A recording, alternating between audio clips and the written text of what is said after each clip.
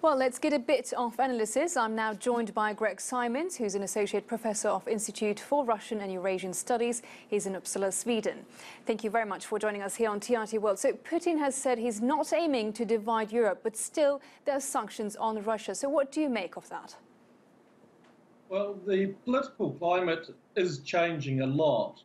And as noted before in your bulletin, there is a big divide between the EU members already, both along political and economic lines.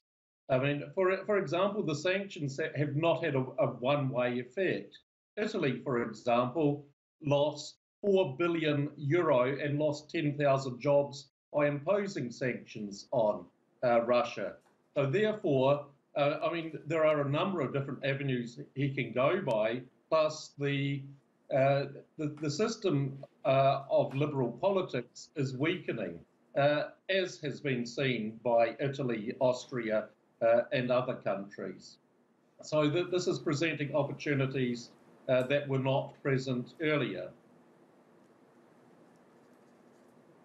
And EU leaders, as you mentioned, are still unhappy with Russia's role in Syria and Ukraine and its alleged poisoning of a former Russian spy in the UK. Can he really get what he wants? I mean, he seemed very confident during his visit.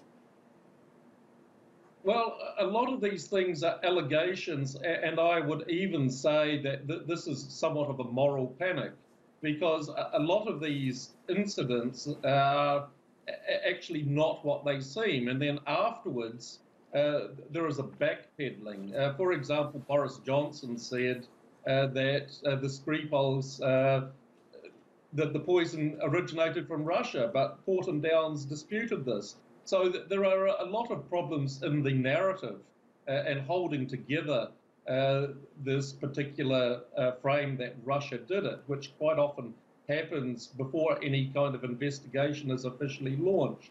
So I think that there is objectively some grounds to actually begin the process of unfreezing this new Cold War a bit. Well, that's all the time we have. Thank you very much for that there, Greg Simons.